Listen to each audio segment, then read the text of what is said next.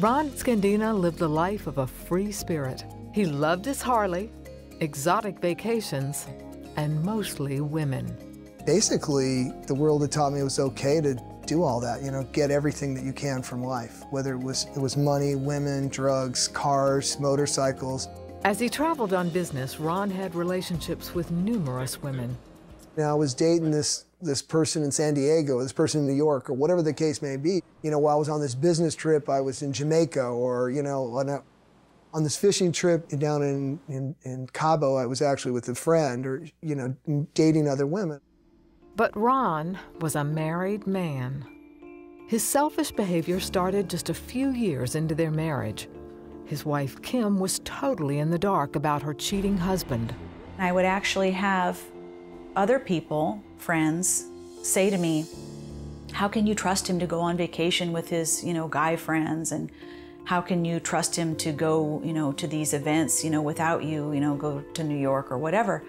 And I would defend him and I'd say, you know, I trust Ron 110%. As long as you came home and maintained, you know, took care of the mortgage and you were married and you were there for your kid, you know, you could go away for a couple nights here or there, a weekend, and get what you wanted, basically. When Ron married Kim, he was a single dad with a wild past. He thought marriage would settle him down. He was wrong. I wanted more stability in my life, you know, and I wanted a partner that I could just love and honor and be with and be committed to. Unfortunately, I wasn't prepared to do that. I assumed that his values and his beliefs were the same as mine, and that was, if you make a commitment to somebody, that you honor that commitment. Eventually, Ron wanted to walk away from Kim and live life the way he wanted. So he calls me and says he wants to have dinner. And I'm like, why do you want to go have dinner? Well, I want to talk. Why do you want to talk? Well, I don't want to be married anymore. After 8 years of marriage, Ron moved out of the house. I couldn't comprehend how you could go one day from having a family and being a family to being in this empty house all by yourself. Her stepson had become a Christian, and in his concern, reached out to Kim. I remember my son saying in such a sweet way, you know, I wanted to share some things with you. I know you're going through a lot. I have some scriptures that I believe, you know, God has for you.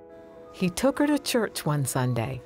The lesson was about marriage that day, and it struck home for me, and I felt like what the pastor was talking about was just for me.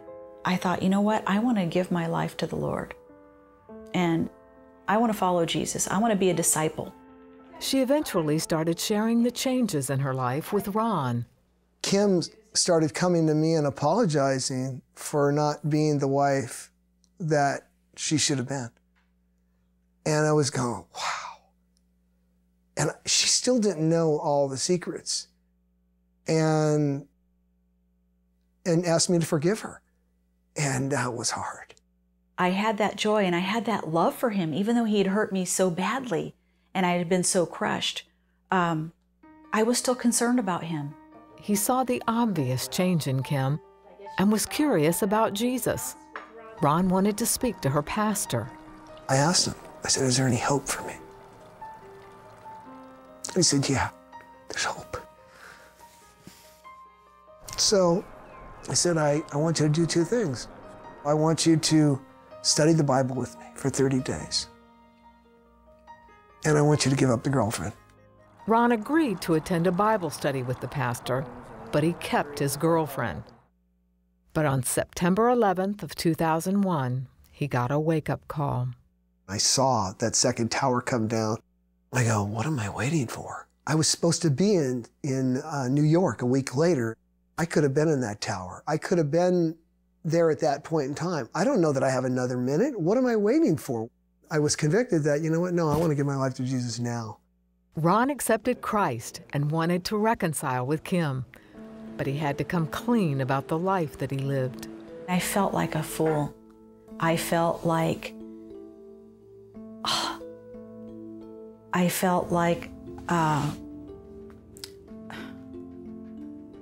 just devastated the person that I loved the most in the world. Basically, didn't love me the same way. Despite her pain, she decided to forgive Ron. Did I have grounds to divorce him? Absolutely. Did I still love him? Absolutely. When you think about that kind of heart that can forgive, it's powerful. Ron learned to love Kim again. He found that she was what he needed all along. I already had everything that anybody could want with this loyal, loving partner, but I didn't get it. I didn't get it until I got saved, until I received Jesus. I could tell that he was genuinely sorry, and I was going to forgive him, and I was going to move on, and I was going to try to have a new relationship with him, new marriage. Forgiveness has to be a decision, because if you have it as an emotion, it's going to change on a daily basis. And if you choose to forgive somebody, you need to make that decision, and you can't be unwavering in that. I didn't get the wholeness that I needed to really love her until I understood what had happened in my life and how the only thing that could heal it is Jesus. His love, His forgiveness, and me being whole, because only whole people can love people wholly.